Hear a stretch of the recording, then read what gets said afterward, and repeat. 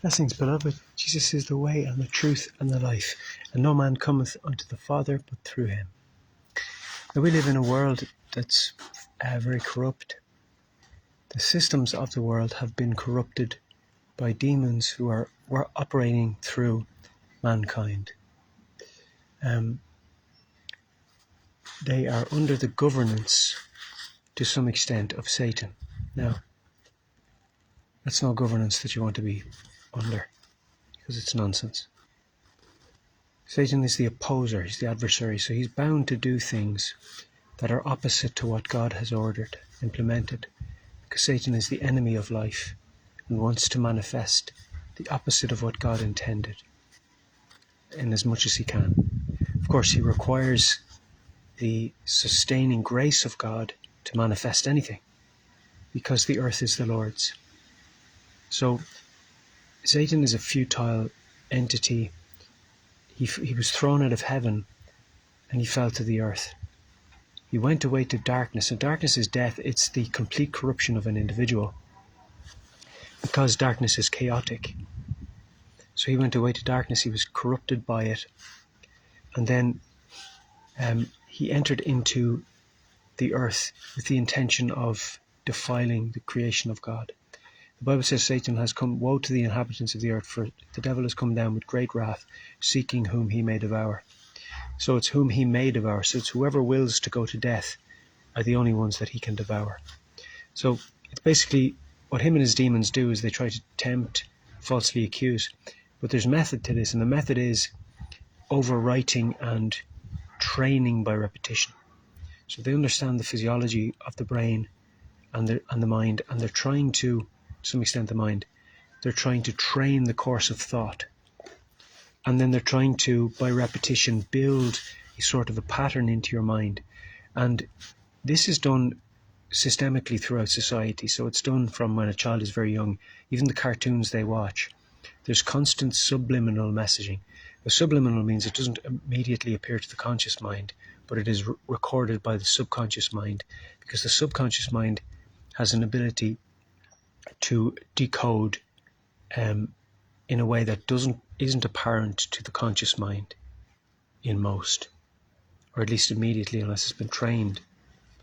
But so what they're trying to do is they're trying to train your brain without you knowing they're training it, so to speak. And it's kind of under the radar stuff, So it's all to do with the popular culture, what they call church, arts, any form of media or medium of communication through the senses. Of course, they will try to communicate these messages to you, and it's all about do as thou wilt. Don't follow God. Hell's not so bad. Heaven is boring. All that kind of stuff. And of course, Jesus is the Prince of Peace, so you can only have peace in Jesus. You won't have peace in the world or in Satan. So everything in this world, and people like me who expose it, everything in this world is bad, and people like me who expose it are persecuted because they want to keep what they're doing concealed and hidden to the extent which it is beneficial for them so to do. So again, remember, they're trying to train your brain without you knowing it consciously, because they want to train your thought processes so that they can manipulate you and incline you to decide to choose death. Because death is calling others to death. It's the nature of it. Because death is destructive, it's harmful and evil. So that's the nature of death. It's the nature of the beast.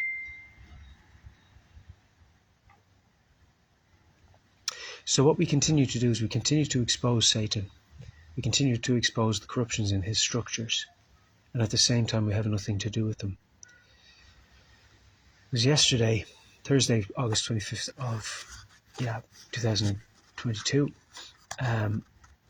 I finished all dealings with the housing department in Wexford Town.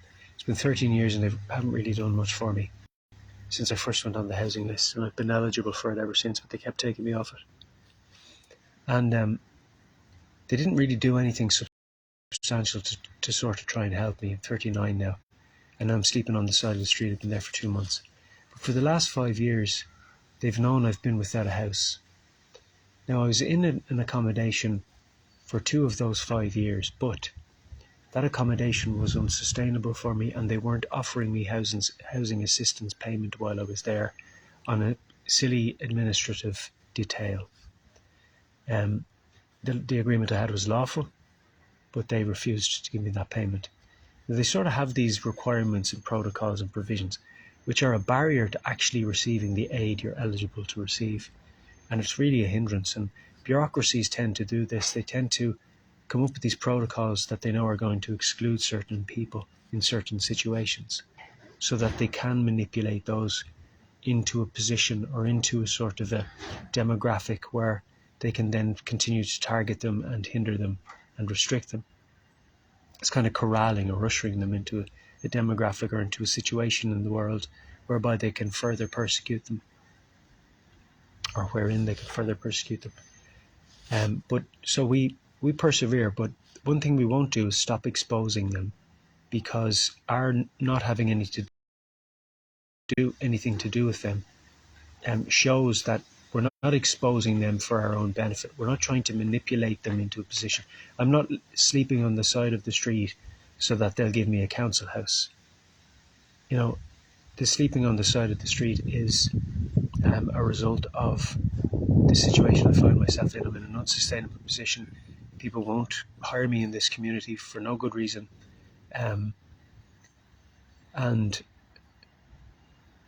But that's been the sign of it, you know. And people who've said, yeah, we'll bring you to interview, they've stopped communicating with me after that. So there's a demonic push on to sort of isolate me and constrict me, because they're trying to sort of turn me. And I'm even starting to hear now when I'm walking down the street, buy him, pay him, buy him. It's been uttered as I'm walking down the street. That's how bold the demons are getting. They're starting to manifest in people. So it won't have anything to do with the conversation they're actually. It doesn't have anything to do with the conversation they're actually holding at the time, because you'd be within earshot, and then suddenly they'd say, "Buy him." So demons are so bold in our day and age, because the whole COVID-19 thing was to do with trapping souls, to conquering souls, so that demons could manifest in their bodies. Because they're always trying to increase their remit and reach in the world so that they can continue to do more killing and trapping and luring. Now, again, I just want to reiterate at this stage that the only person that goes away to death is the one who chooses it. They choose to submit to demons. They choose to favour the world over the Lord Jesus. They choose to favour the flesh and the creature comforts over the things of the Spirit in the Lord. And so they made their decision. But many of them, I don't know who they are, and I wouldn't judge them with finality, but I know that's the case. So, because the Bible says they went away to serve Satan, they're uprooted and twice dead. So there's this evil going on in the world, and there are those who've chosen to go away and serve Satan. It's not a nice thing to have to witness on a daily basis, but as Christians, especially as preachers who are exposing the evil kingdom, we become a target for them. They increase the sort of the fire, the arrows by day, and the accusations by night, and the interruption of sleep, and that kind of stuff, just to wear you down. And the Bible talks about how Satan would try to wear down the saints and wear us out. So like houselessness, sleeping on the side of the street, all that stuff, it's just trying to wear you down psychologically. It's buffeting, it's torment, it's torture. That's what they're trying to do. You walk up to the council and they give you another reason to go away and come back another day, and they just keep doing that. And people say, well, why did you do that? Why did you go up to the council and tell them you'd have nothing more to do with them? Didn't they only put you on the housing list again and give you the form for HAP to fill out? You could have went and got a house. I've had the forms before. I got the little room over there. They wouldn't give me money. 13 years. And they haven't done anything real about assisting me.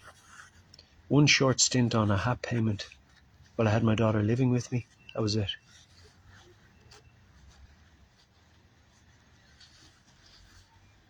So they don't actually do anything really to help those who are seeking the Lord.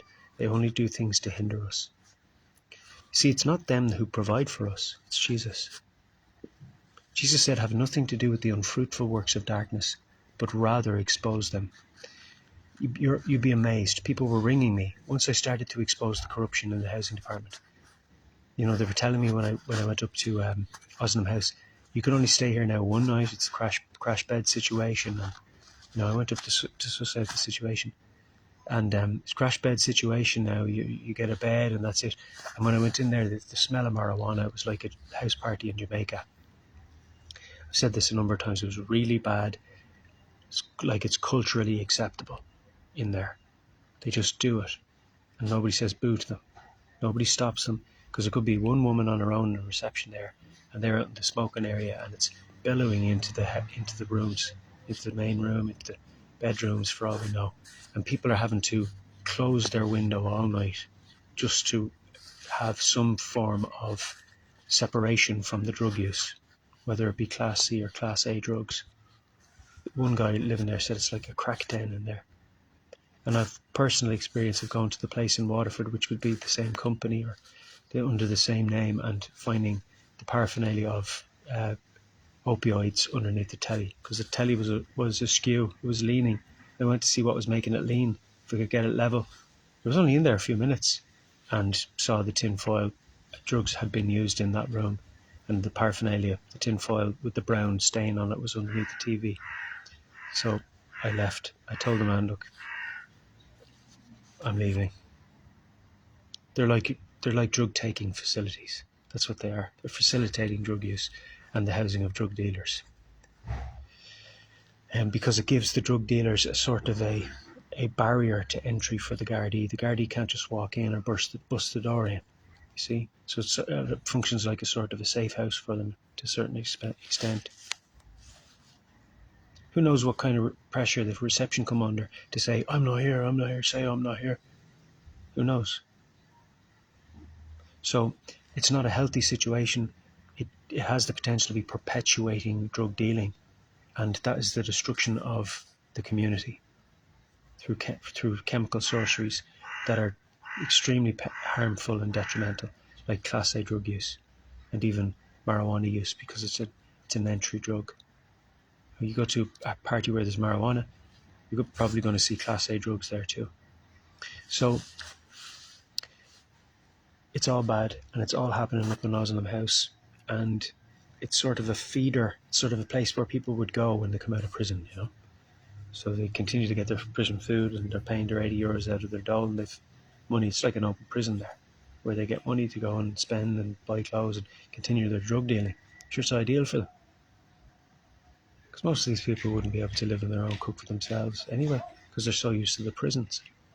So this is actually facilitating their continued drug dealing, continued drug use, and it's functioning and operating as a safe house, and encourages them to remain lazy because it hands everything to them. So the reality of the situation is that's the housing department's answer to a man on the street who's looking for a job, doesn't take drugs, doesn't drink, like myself, who's looking to get into society, get back into work, and that's where they send them up there, to be exposed to Class A, Class C drugs, and pay for it. And it's absolutely, it's demonic behaviour. It's satanic, because Satan is trying his utmost to destroy the good systems that are in place, so that he can implement further destruction of society and keep it under the radar, so it has the appearance of functioning or the illusion of peace.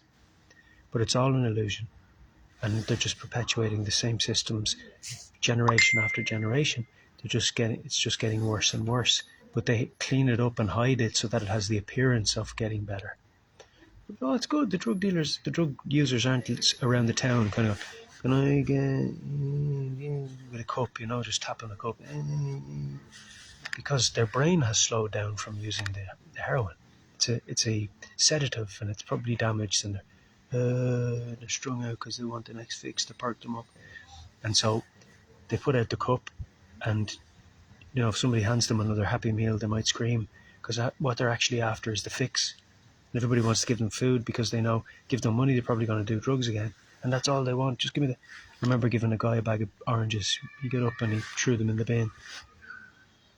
After he thought I'd left, but I was sitting inside the bus terminal looking out, and he went, boom, big bag of oranges went straight into the bin. Didn't have any value to him because he was after the fix. So they're perpetuating this, facilitating this, and encouraging this. They're encouraging it because they're encouraging people who are in my situation to go there, be exposed to that, integrate, live in the same complex with where there's Class A drugs being used. And people have gone to the emergency housing unit in the housing department, told them of the state of the place, and they've done nothing about it. And they're the ones telling me, the housing department themselves, the guy there running the emergency housing unit, or one of them, told me he used to work in Oslam House. People are coming to him telling him the situation, and he's doing nothing about it. So what do? Do you continue to engage that housing department? You're only facilitating a corrupt organisation.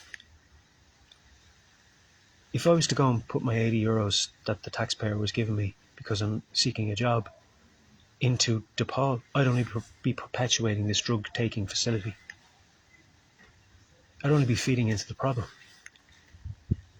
If I was to continue shaking the hands of the guy in the housing department and they're just laughing at you as you walk out of the place after shaking your hand,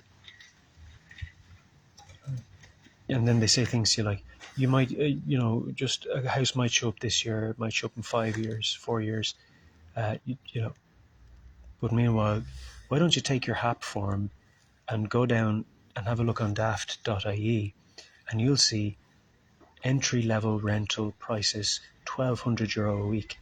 HAP gives you 530. Where are you going to get the rest? That's €300 a week. Bear in mind you're on job seekers allowance if you haven't got a job at that stage. Also bear in mind that there are no one beds. So if somebody went into the housing department and said, I'm a single man, I'm looking for a one bed house, where would that lead? That one bed house doesn't exist, but they'll only pay them enough to give them a one bed. So if they were to go and try and find a 2-bed, because it's all that's on the market, they would now have a reduced rate because they're only getting the amount of money that would assist them in getting a 1-bed. So it makes actually getting a house an impossibility, even though they've said, yay, you're on the housing list, yay, you're eligible for HAP, here's your forms, go find your own house. All they've done is tell you what you already knew, print out some pages and send you away empty-handed. How have they facilitated you in any way? They've just told you what you already knew and got you to fill out forms and jump through hoops. Sent you up and down the hill a few times. They haven't helped you. So why would you continue engaging a system? And then one day you go in, somebody with a strong Dublin accent comes in and says, I'm here to sign for a house in River Chapel. And I'm 13 years in Wexford. Now, somebody, I'm here first.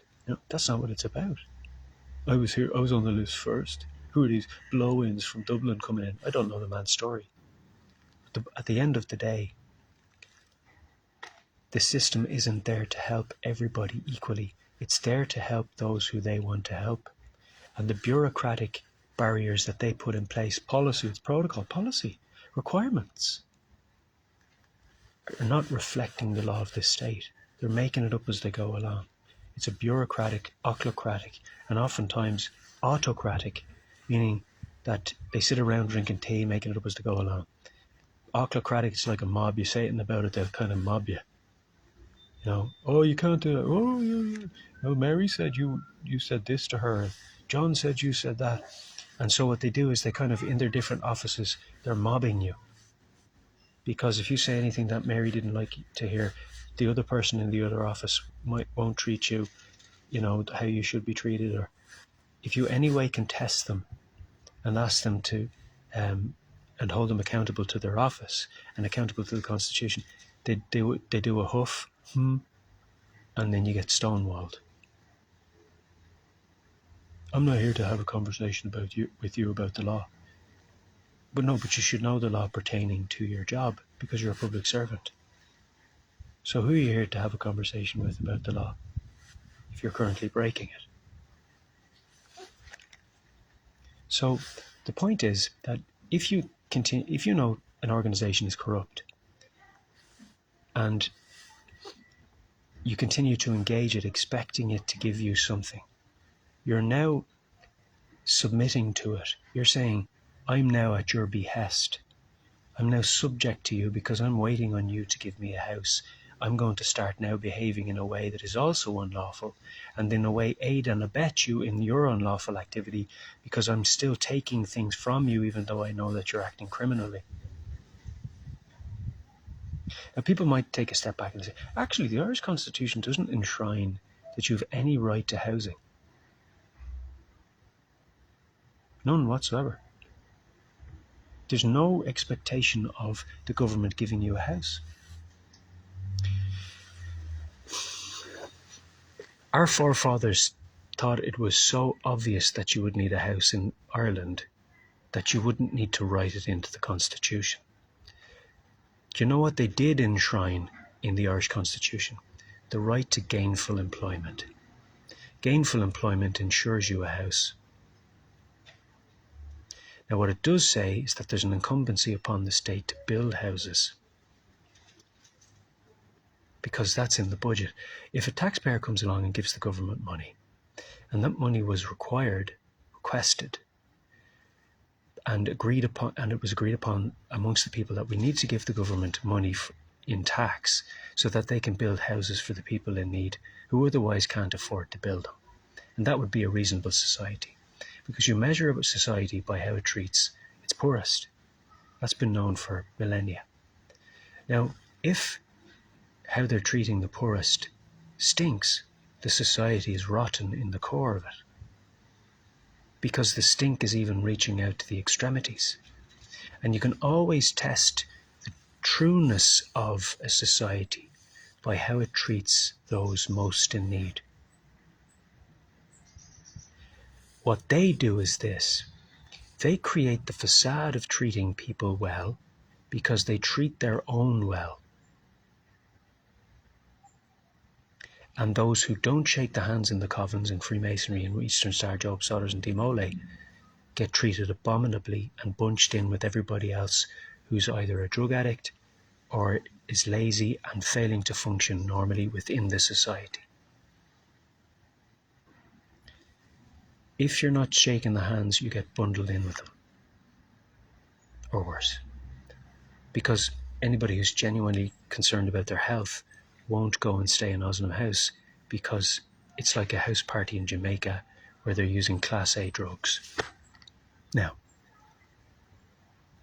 many people have refused access. They've said, I'm not going in there. They favoured homelessness to going into that hostel. And the people in charge of the emergency housing unit have said, we've received multiple complaints, same as what you're saying. You're not the first to say that. I said, have you not done anything about this? And to another guy, not the guy who told me that, but I relayed it to another guy because you kind of get passed around the place. And he said, did you make a complaint at Osnum House? I kind of thought, you referred me to it. This department referred me to Osnum House. Why would I make the complaint there? They don't have any obligations towards me. You're the one with the obligation towards me. And you're using the receptionist at Osnum House as a barrier to my communicating with you and holding you accountable to the service you're offering me. And then they're doing the same thing. They're saying you can't come in here unless you go up to the housing department.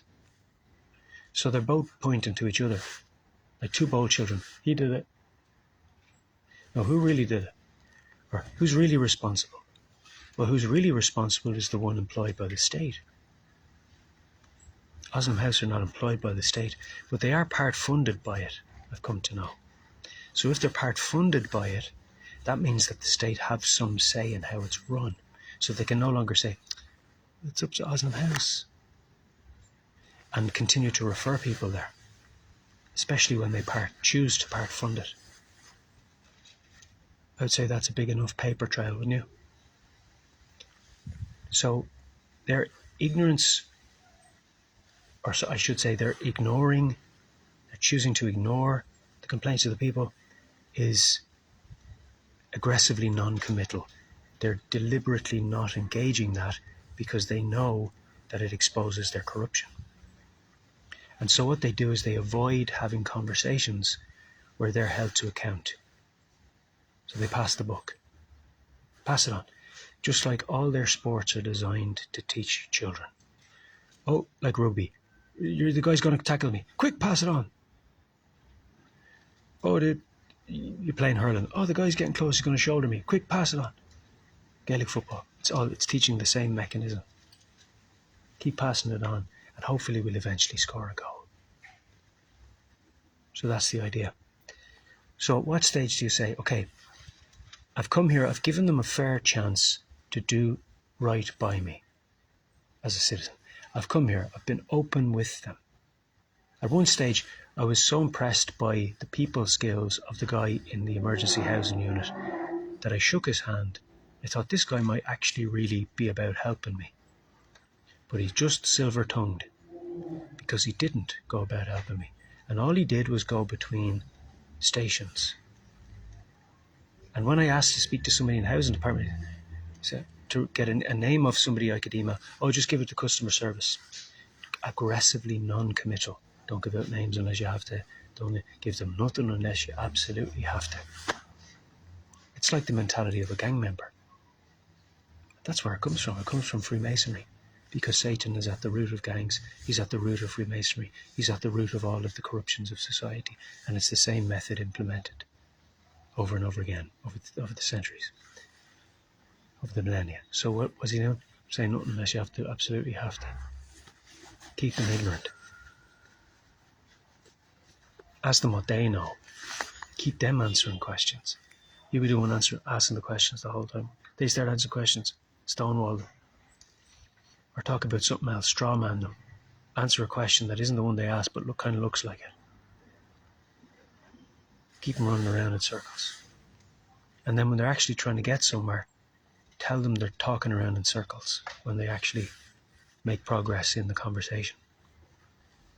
So speak to it, but tell them it's not what it actually is, so that it doesn't progress anywhere towards exposing what they're up to.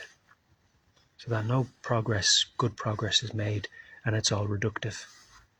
It's all sort of, failing and falling, and it's like quicksand. Because if you're not getting up front from somebody, it's like every step you take, you're like sinking. Because you're not making any progress, there's nothing solid to stand on, because they won't sit and reason with you. They won't look at the law, they won't talk about the law. Are you a solicitor? I'm not your solicitor. I'm not giving you legal advice. I don't know. You'd have to talk to somebody higher than me. And they won't actually stand on their office, and they won't accept that there's an incumbency upon them in their office to conduct themselves according to the law, and therefore there's an incumbency upon them to know the law as it pertains to their office. So if they're failing to know how they should behave according to the law and saying, talk to my boss, but my boss isn't here today, there's always this barrier to entry. It's delay. And they're saying, delay until they go away. Delay, they'll go away. Delay. And eventually, as a Christian, you have to make the decision. Am I going to keep pursuing this corrupt society?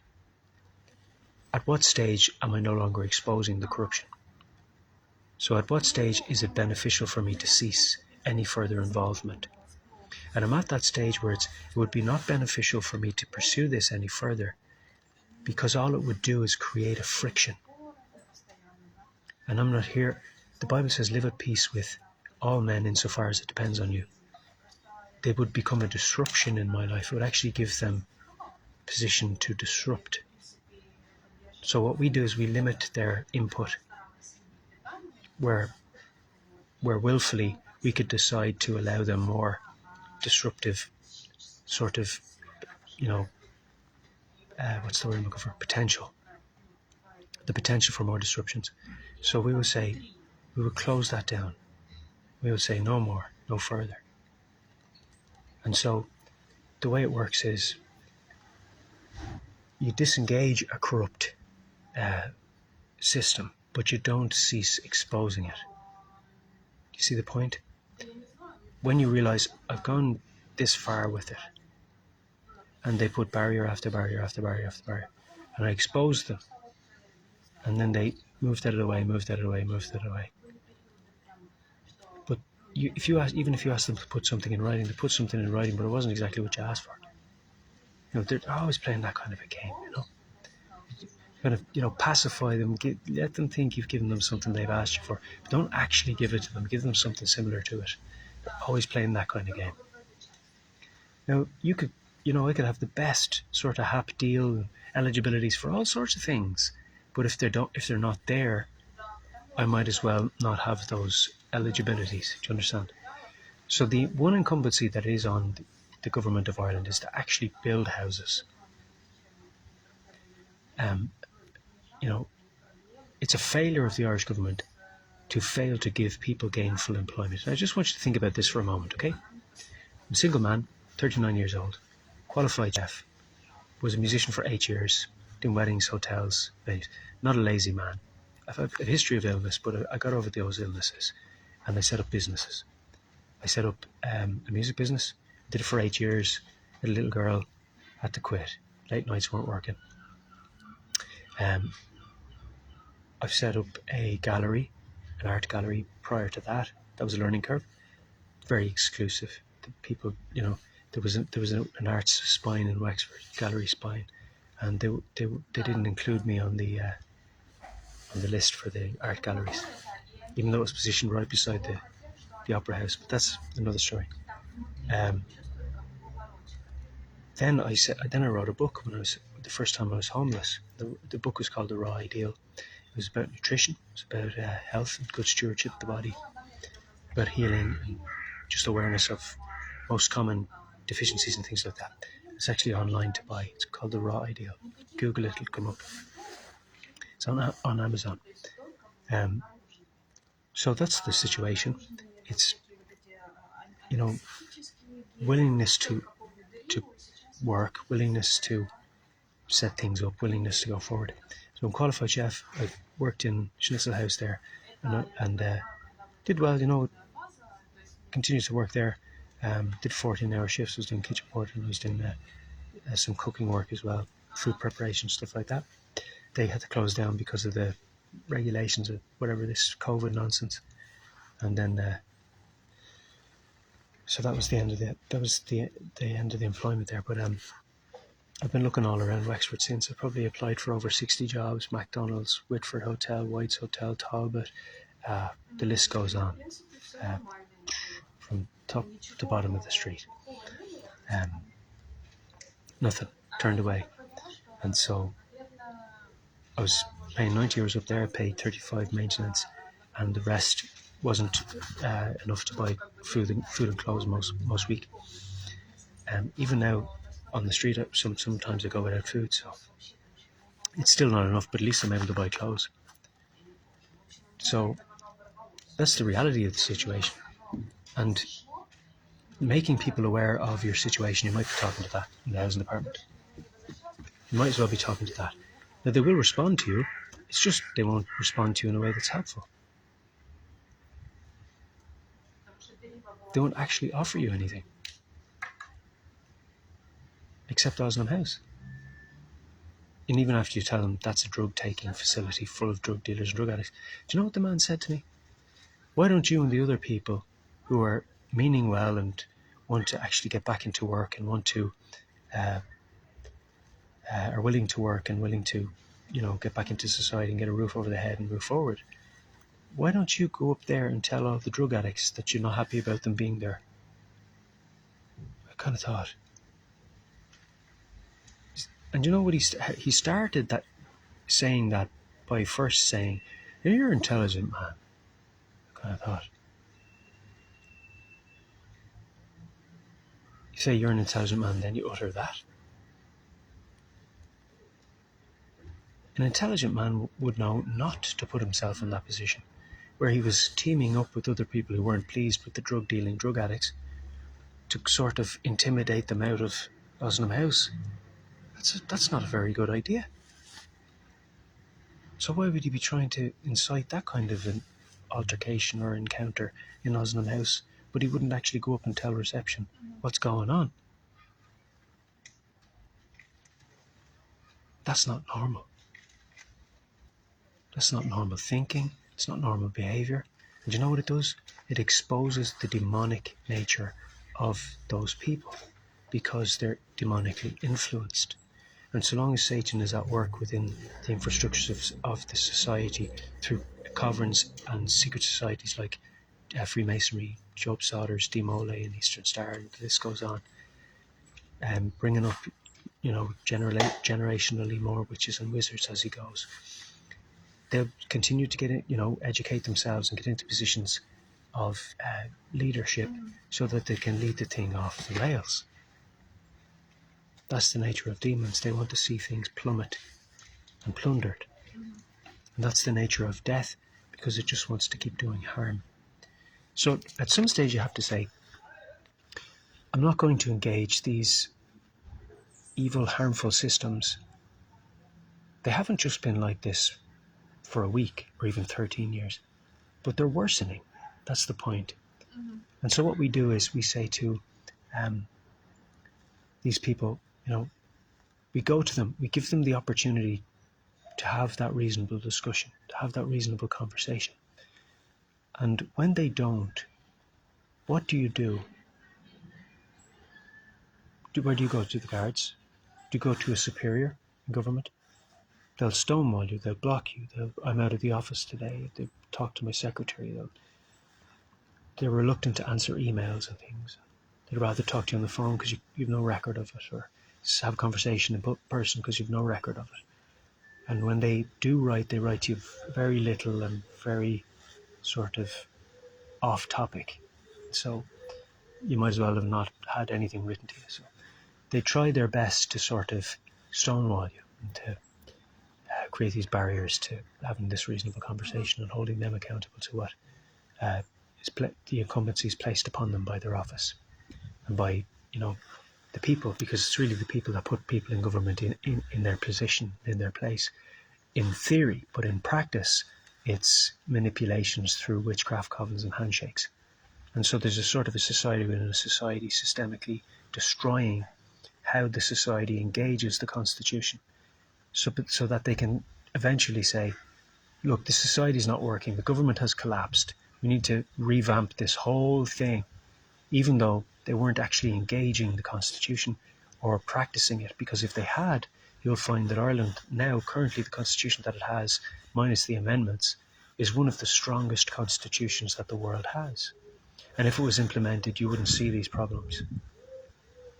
You simply wouldn't see them, because people would be educated to an extent where they would know how to behave in society. Things like drug dealing wouldn't be, let alone facilitated, they wouldn't be tolerated for any length of time. Now they're actually being facilitated in their drug dealing and drug taking and made comfortable and given safe houses, and they call them hostels.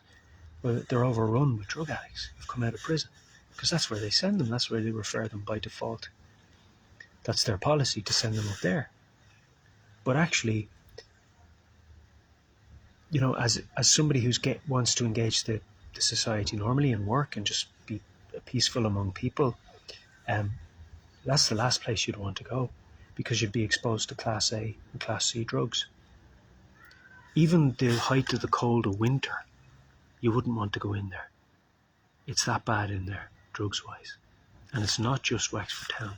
It's all over the place, because it's the same system in place, being exploited in the same manner. Because it was Waterford where I saw the crack cocaine paraphernalia. So if we don't expose these problems, what you're doing is you're setting children who have a tendency towards addiction and have that addictive draw in there. You're setting them up to end up in there. And it's evil. It's demonic, it's satanic, and we need to expose it. We don't need to engage housing departments after you've gone through the normal protocol, and all they can actually do for you is send you to a drug-taking facility. They're not actually helping anybody but their buddies to find houses, and that's called monopoly. That's so they can get as many witches and wizards in houses and everybody else struggling. So that they become a sort of a stronghold and a monopoly over the nations. They occupy the governmental positions, they occupy the strong positions in society, they're the business owners and the key turners, they occupy the council houses, and everybody else sort of has to sweat just to barely get by, to eke by. And that's what they want to do. They're setting up a sort of an ark on the earth and in the world. But not only that, they know that what they're doing is not good enough, and they know that they're deliberately doing it. And the reason they're deliberately doing it is so that they can create this facade that the system doesn't work. It's not the system that doesn't work. If they had adhered to the Constitution that was written in 1939, but it's the way they're failing to implement that system that doesn't work. It's what they've put in its place. It's the peripheral structure that they've constructed. It's sort of a scaffolding they've erected so that they can tear down the Constitution and claim that it's the Constitution that's failing and not their temporary demonic scaffoldings, which are acting as a barrier to getting to the main building. They're just kind of hanging over the edge of the scaffolding saying, "No, sorry, can't help you today, come back tomorrow," while they tear down the Constitution. They'll give you all the paperwork, they have it there ready. Yep, here's the paperwork, but they're not actually giving you your rights as per the Constitution. Because if you had gainful employment, you would be able to afford a house. The government would be not failing to fund the building of houses, because the government get their money off the people. Now, the government are they who are employed by the people to regulate the system such that gainful employment can be given to people. If they don't regulate the system such that gainful employment can't be given to people, they're deliberately collapsing the system. And somebody who's doing basic business in college, first year, will be able to tell you this, because it's simple plus and minus. If you don't have enough money in your pocket, how can you give it to the government to further implement good structures? Gainful employment is enough money given to an individual, just one, not a household, one person who's working full time, that they can pay for a house over the head. Now, of course, all houses aren't the same price. We appreciate that. But gainful employment is,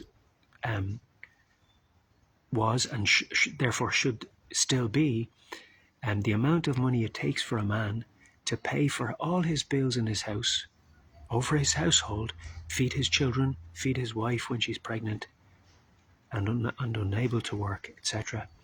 And have a little bit left over even. That's where gainful comes in. They're gaining from doing work. Now, if you don't have gainful employment, you're less than a slave to the government. The government have now overthrown the state. And that's happened in Ireland. Ireland has been overthrown. It's been overthrown from within. Witchcraft covens, witches and wizards, demonically ruled, are actually occupying our state. They're pirates. They don't care about Ireland. They don't care about the pike man they only care about the spirit of rebellion, not actually the rights that they talk about the pike man bringing to the country. They don't care about that. That's just a candid camera moment. Sing a ballad, to have a pint, Guinness. That's just novelty. It's for the tourist. But they don't actually care about the constitution of this country anymore. If they ever did. If they ever did. But you see, it's not them who institute the powers on the earth. It's God. It's God Most High, Adonai Elohim, who institutes the powers on the earth. So why does God send his men? What does he send us to do? He sends us to expose the evil, because God works in the earth by faith. That's why we get so heavily persecuted, because they're trying to put the squeeze on us so that we will break and crack and not be able to proceed. That's not going to happen, because Jesus is stronger than they. He's the one that holds us up. So you see how God works through faith? Because faith is that rooting, anchoring substance. It's that spiritual connection. Faith, trust, belief. And so long as we're faithful, the devil hasn't got a chance of overwhelming us. He hasn't got the power or the authority, nor anyone in his kingdom. Not even all of them combined. So the point is that, do we continue to sit down and talk to demons operating in people? That's what's happening. You're actually, when somebody's sitting in front of you, there's a demon operating in them. It's called demonic possession. It's called demonic manifestation. When somebody goes into Freemasonry and they go up to degrees of Freemasonry, they're signing up to hand their physical body over to demons and the devil for to be used by demons. So that they're actually operating in society through men. And you're sitting there thinking you're talking to Billy, and it could be a 1,000-year-old demon. Or whatever age. A couple of 1,000 years. Or more.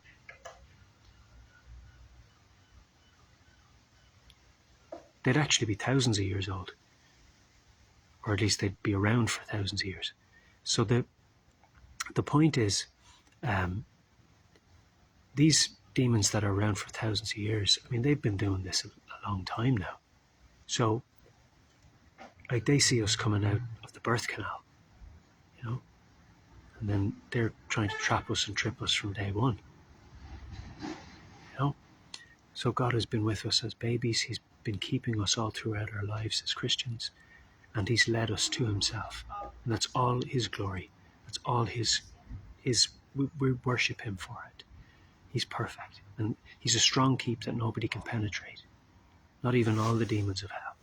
So Jesus is more powerful than them. He's a consuming fire, and so we come against these evil demons corrupting the society in his perfect name, in Jesus' name.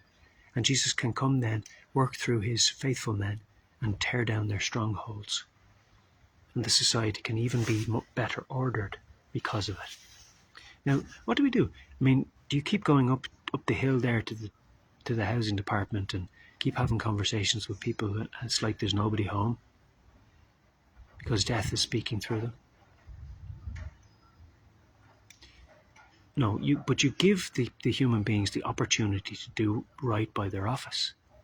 And when they fail to do it, and that's been seen, the conversations I had surrounding Osnam House, it was just like there was nobody home. And they just want to blame each other because they know that it's a sort of a dilute and scatter mechanism.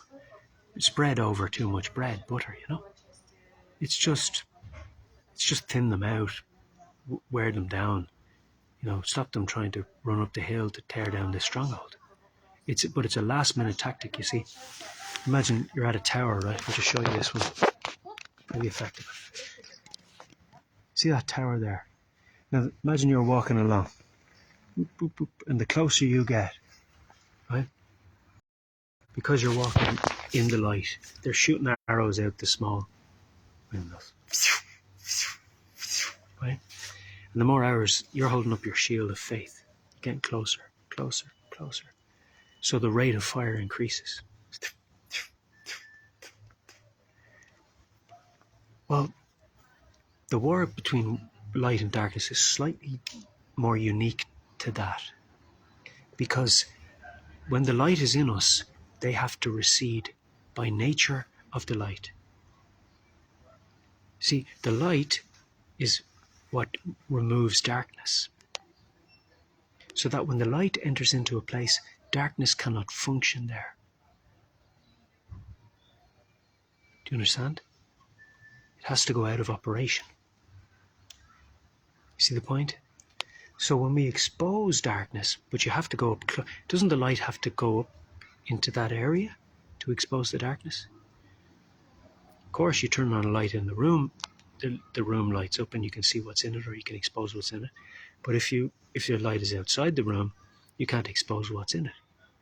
So you go up into the housing department and you engage them. And then you see, this is what I'm exposing. Look at this. Look at their conduct. Look at this behavior. It's demonic. It doesn't make sense. It's not good for society. It's encouraging evil in society. It's supporting drug taking.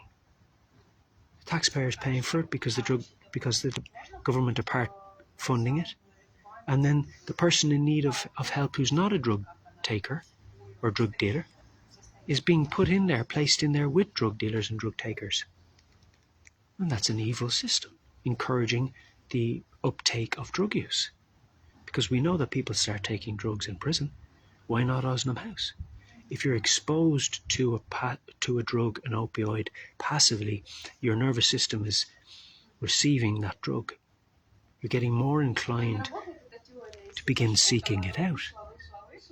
And the more you're actually talking to the people in that place, you're seeing those faces every day. You're starting to converse with them. And then next minute they take out a lump of hash and light it up.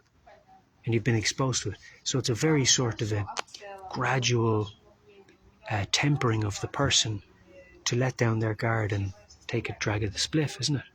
So it actually functions opposite to what it's supposed to do. It's supposed to help people back into society, reintegrate into society, working and living and have enough money to get a deposit for a house, etc.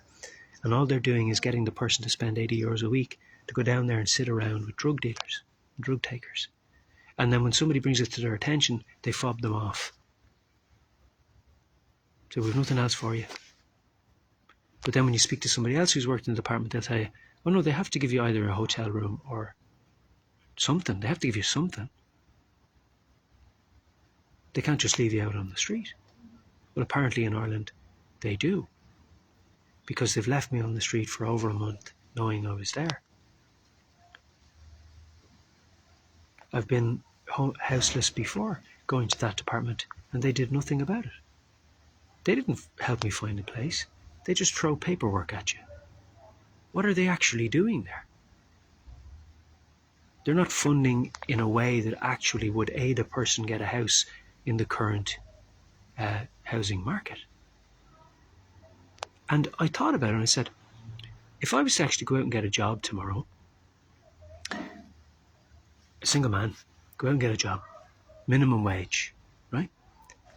I would get, say, around roughly 400, maybe a little bit more, maybe a little bit less after tax, I don't know, 40 hours a week. You get 400 on minimum wage. The cheapest available rented accommodation in Wexford is €1,200. That would leave me with €100 a week. I'd be in a worse situation than I was in the one that was unsustainable prior to becoming houseless. I'd be in a worse situation than I was renting that little room over there with government money. Now think about this.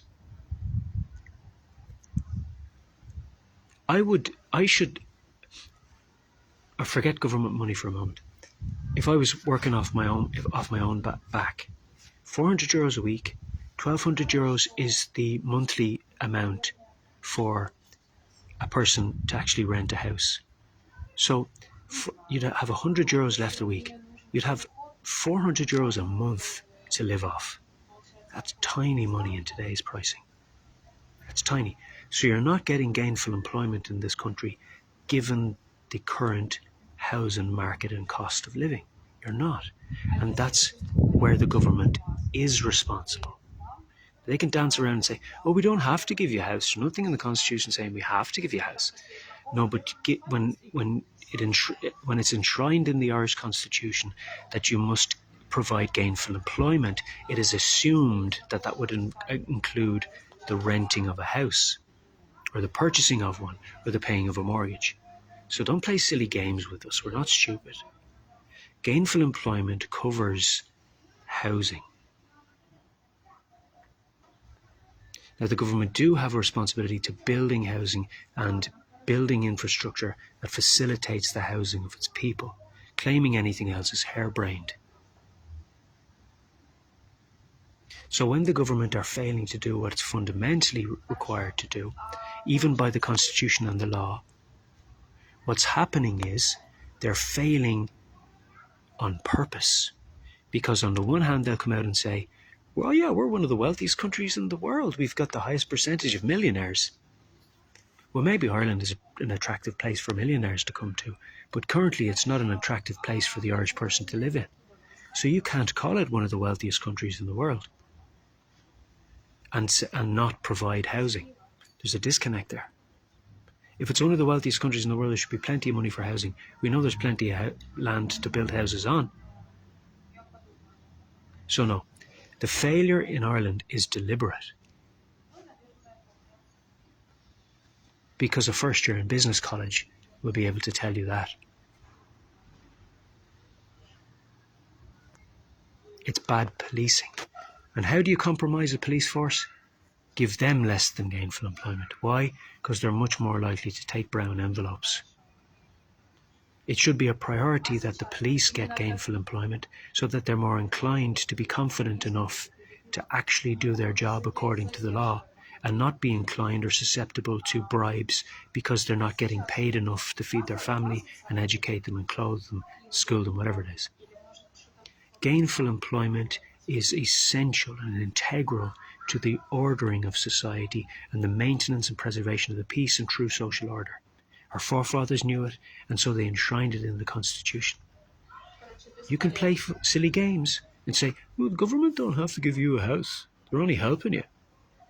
You can do those funny faces and funny tones and, say, you're so silly, the government don't even need to give you a house. It's not a constitutional right. And you can play all those games. But it doesn't actually prove anything. Gainful employment covers the cost of rental or mortgage or housing. Gainful employment is presupposed, defined as having enough money to meet all your needs, living expenses, including a house, and still have a little bit left over. Hence the term gainful. So if it's gainful, then you're actually left with something after you've paid for all your debt, or not your debts, your ongoing living costs. So if the government failed to implement gainful employment, then of course they're going to start talking about not having enough money to build houses. Now what's happening in our society?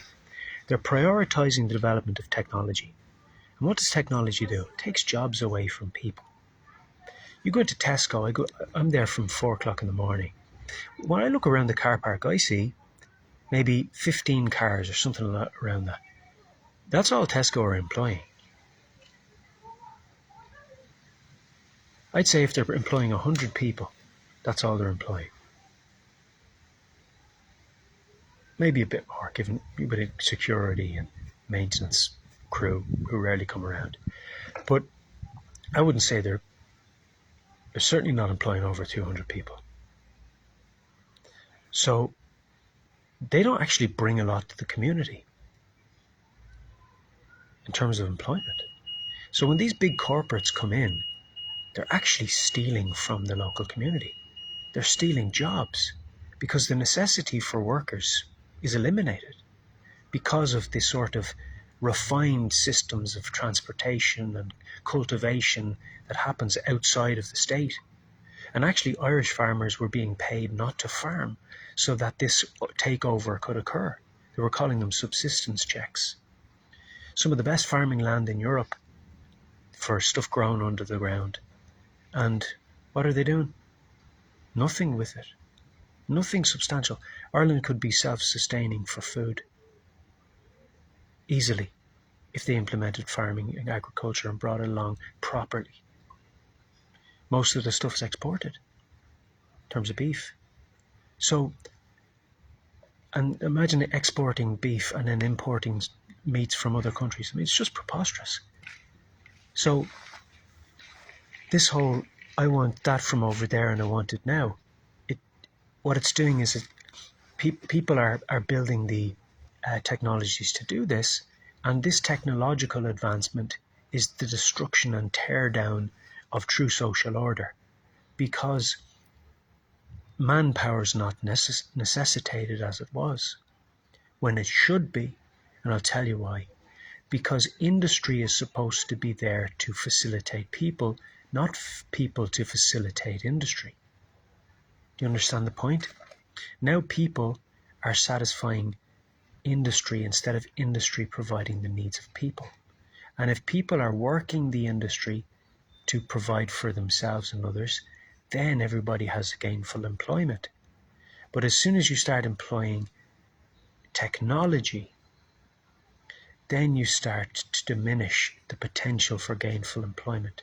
And they know this, they're not stupid, they're doing it on purpose because they want to centralize control. Because the more centralized the control gets, the more power they get relatively, and the more greed they have, and greed overtakes those who become greedy, and it becomes their lord, their head, their controller. So what happens? They continue on seeking out greed, and it just gets exponentially worse, because they become like drunk on it. Oh, more money. And so they lose sight of what is enshrined in the Constitution. They don't care about it. They just employ whatever solicitor they need to sort of talk around it, and just fail to engage on any platform that's actually state-run and, holds people accountable to the Constitution, and just keep kind of fobbing them off and kicking it down the road, and use those we have in administration to sort of stonewall them and block them from having this conversation before the Constitution, before the state, and keep kind of deflecting and keep pushing them out. And so what ends up happening is it results in people, the general person in Ireland, not having gainful employment. And if you don't have gainful employment, you can't run the society properly. If you don't have gainful employment, what gauge or marker do you have to price the cost of accommodation? You see, when things lose their true cost or their true value, how do things get value? Well, there's labour cost, there's cost of production, the actual material, the cost of the material, buying the material, producing it, logistics, transportation, all of the running costs. And so that's ultimately how something is priced. But what happens when you develop the technology to such an extent where it lowers the running cost and the labour and the overhead so much that the profit margin is so big that they can start creating subdivisions in society? For example, if you go to Tesco now, they have such great differences between two groups: the person that has the club card and the person that doesn't. The person that doesn't have the club card can be paying almost twice as much as the person that does. Well, how does a piece of plastic called a club card affect the actual cost of the item on the shelf? It can't. It's only a piece of plastic. So how did the shop then therefore have so much wiggle room in their profit margin that they can actually offer somebody the item for half of what they're offering it to another person? This is creating subdivisions in society. It's actually encouraging discrimination, and it's really horrendous. It's disgusting, because it's absolutely obliterating the potential for gainful employment. Gainful employment should be a reflection of the cost of living. The two should be reflecting each other. Because in order to gain from your work, you must know what the cost of living is, so that you can arrive at what would be considered the right amount of money for a person to be paid, so that we could satisfy gainful employment. Because gainful employment has to be indicated by what it costs to live. So basically gainful employment is the cost of living plus a little bit more, so that you can call it gainful, so that you're actually gaining from your week's work after you've paid for everything that you need to pay. Gainful employment. You've a little bit left over. That's the point, isn't it? That's where gainful comes from. But you have to know what the cost of living is. So there has to be a standard cost of living. Problem is, when people get greedy, they start to create classes within society. And the classes now are no longer reflected. Like somebody's bank account, the numbers or the amount of money in somebody's bank account doesn't reflect how hard they work. It only reflects who they know and what type of business they're in. And this creates the opportunity for people who are in certain lines of business to monopolize and take over society to ill effect. Because society and the money in society is not being shared out in a way where people can actually say the general minimum wage in Ireland, it will satisfy a person getting a dwelling place, having their food and all their bills paid and still having a little bit left over. We don't all have to live in mansions, and we don't even all desire to. The point is that the minimum wage should satisfy the ability for a person to have a house and all their requirements met. And currently that doesn't exist in Wexford Town, doesn't exist in Ireland and many other places throughout the world. And the reason is because they're not satisfying the constitutional right of the Irish person, that is, the right to gainful employment. Because if they were, it would restrain the corruption, and that's why it was enshrined in the Constitution. It restrains the corruption and protects the individual Irish person, and it orders properly the economy so that the family unit and true social order can be sustained and maintained. So what has happened? They're not implementing the Constitution. They're not obeying the law. They've been corrupted by their EU relationships, by those relationships with other countries through Freemasonry affiliations. And they're prioritising those relationships and their agreements and obligations to the satanic covens and lodges, and are failing to do their jobs as is incumbent upon them according to the law and the constitution of this land. So at what stage do you say, well, I've exposed it now. I'm not going to take handouts from the housing department. What I want is gainful employment. Because if I have gainful employment and the government are building houses, then I don't need to go to the housing department and ask them for a hotel room or something to keep me from freezing to death on the street in winter. Because I would have my own place, and I would have the ability to pay deposit, rent and such, and just work. And then it would only be the case where I would need assistance from the government if I became sick or injured or disabled in some way. And currently, the social welfare payment, the disability payment, none of them will currently sustain a person in the asking price rent in Wexford Town. It simply won't. People who aren't from the same family or household, if they're on gainful employment, shouldn't have to share households with people of a similar age, maybe 40, who they don't know. That shouldn't be the case. It shouldn't be necessary in a well-functioning society. A person of my age should be able to go out and get their own little place. Nothing fancy, just a little bedsit. And that's what they should be able to do. I don't require anything fancy. I just require a little bit of accommodation, a little bit of a job to pay for it. But even now, if I was to go out and get a minimum wage, 40 hours a week, full-time job, I wouldn't have enough money left to live. I wouldn't have enough money to live in Ireland, in Wexford. If I had, that's wrong. The government have failed.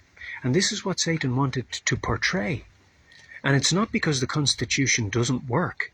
It's because Satan is not implementing it. He's corrupting the people who are supposed to implement it. Let him be rebuked in Yeshua's name. If Jesus so chooses, he can come and move Satan out of the way for the sake of the sheep, if he so chooses. Now, it's important to note at this stage that the reason the covens, the witchcraft covens and Satan and all that, they want to tear down this current government is because they want to put in a new government and implement a corrupt system that they would call good, simply because it now provides the basic needs and has somewhat of an appearance of a good system, whilst it promotes immorality. And that's the point. So the economics are not completely disconnected from good morality, but it's not necessary that good morality be completely exhibited in say, a state in terms of its economy. But true social order, they want to abandon true social order, but have the appearance as though the system is functioning simply because people's basic human needs are met, like food and accommodation. And say, oh, the new system really improved the lack of housing. No, it didn't. They just built houses where they weren't before. They're just trying to give you the impression that their system is better than the previous system, because when they initially they failed to implement the previous system, which when you fail to implement any system that even partially works will appear better than the previous system, because previously you weren't implementing any good system. But I'm telling you again, I'll reiterate, the system we have in Ireland in terms of the Constitution is probably one of the best in existence, because it enshrines and is instructed by the true moral values of the Holy Scriptures. It says in the preamble of the Irish Constitution, in the name of the most holy Trinity, from and to whom, as our final end, all actions both of men and states must be referred, we the people of Eire, humbly acknowledging all our obligations to our divine Lord Jesus Christ, who sustained our fathers through centuries of trial.